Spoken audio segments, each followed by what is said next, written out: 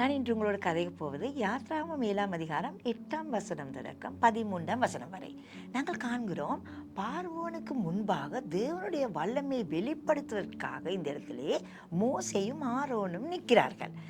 அவர்களுடைய கையில் இருந்த அந்த கம்பத்தை கீழே போடும்படியாக தேவன் சொன்னார். அந்த கம்பமானது ஒரு சர்ப்பமாக மாறுகிறது. சர்ப்பமாக மாறும் பொழுது அதை வாளை பிடிக்கும் பொழுது மறுபடி அது கம்பமாக மாறுகிறது. தேவனுடைய வல்லமை பார்வோன் காண்கிறான். ஆனால் பார்வோனுடைய உள்ளம் கடினப்படுகிறது. அவன் என்ன செய்கிறான்? மந்திரவாதிகளை, எகிப்தில் இருக்கும் மந்திரவாதிகளை கொண்டு வந்து அவர்களுடைய கம்பங்களையும் கீழே போடும்படியாக சொல்லுகிறான். அப்பொழுது அந்த கம்பங்களும் சர்ப்பமாக மாறுகிறது. ஆனால் மோசேயுடைய கம்பமானது அந்த எல்லா சர்ப்பத்தையும் விழுங்குகிறது. போலியான காரியங்களுக்கு விரோதமாக தேவனுடைய வல்லமை வெளிப்படுகிறது. தேவன் நமக்கு வல்லமையை கொடுத்திருக்கிறார். நாங்கள் வல்லமைகளை பாவிக்கும் பொழுது போலியான காரியங்கள் ஒழிகிறது.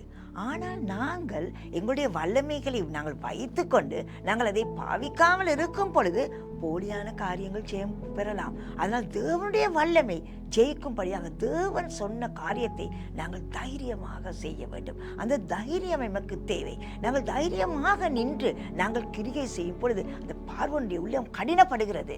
சில நேரம் தேவனுடைய வல்லமைக்கு முன்பதாக மனுஷர்களுடைய உள்ளங்கள் கடினப்படும்.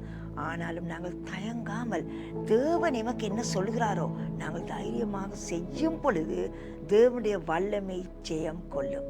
தேவனுடைய வல்லமை உங்களுடைய வாழ்க்கையில் ஜெயம் கொள்ளும். தைரியப்படுங்கள். தேவனுடைய வல்லமையினாலே காரியங்களை செய்யுங்கள்.